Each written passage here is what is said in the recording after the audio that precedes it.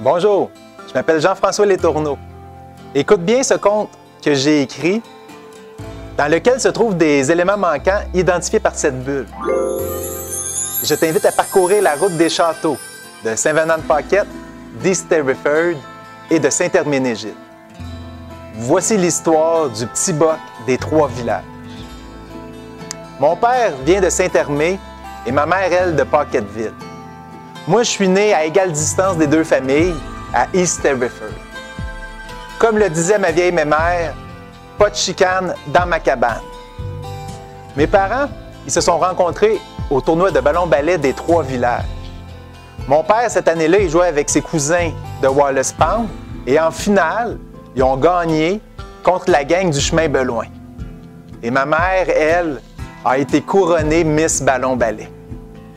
Mon père et ma mère, qui évidemment ne savaient pas qu'elle allait devenir mon père et ma mère dans ce temps-là, maudit qu'on est innocent quand on est jeune, ils se sont retrouvés côte à côte sur l'estrade dressée dans le parc.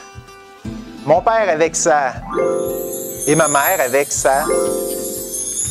Et là, on raconte qu'un orignal, le plus gros boc qu'on a jamais vu au village, est sorti du bois en zigzagant.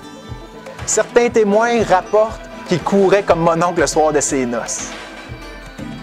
Les gens pensent que l'orignal, il avait dû tomber sur une vieille cargaison de gros gin ou de vieux whisky, égaré dans le bois à l'époque de la prohibition et du bootlegging. Admettez que l'un ne vient jamais sans l'autre. Mais si la rivière Hall savait parler, cette idée aussi de prendre une rivière pour une frontière, qu'est-ce qu'elle nous raconterait pas? Imaginez que l'été, on accrochait les bouteilles sur une corde à linge d'une rive à l'autre de son lit.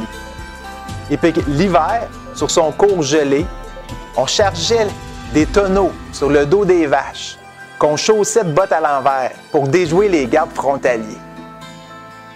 En tout cas, la rivière Hall n'a jamais parlé. On n'a jamais su ce qu'avait bu le gros boc, mais toujours est-il qu'il a chargé l'estrade.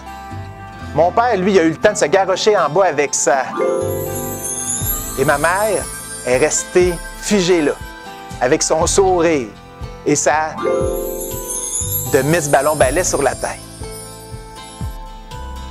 L'animal, il a chargé l'estrade, puis ma mère est tombée sur le dos de la bête. Elle s'est accrochée à son... Puis là, l'animal s'est mis à se cabrer de tous bords, de tous côtés. C'était comme un taureau un soir de rodéo. La de Miss Ballon-Ballet de ma mère a volé dans les airs. Et là, d'un coup, l'animal s'est affaissé. Mon père, courageux comme un adolescent en amour, et puis vif comme un joueur de ballon-ballet, il l'avait assommé avec ça. L'été venu, mes parents se sont mariés. Mon père a accroché dans la cave de la maison. Et puis moi, je suis né l'hiver qui a suivi. Quand ils m'ont vu, les cousins de Saint-Hermé m'ont appelé le petit boc.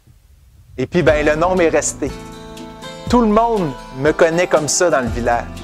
Il n'y a plus personne qui sait mon vrai nom. Même moi, j'ai fini par l'oublier. Comme on a oublié qui avait gagné le tournoi de Miss Ballon-Ballet, on a oublié à quel point les Miss Ballon-Ballet étaient belles.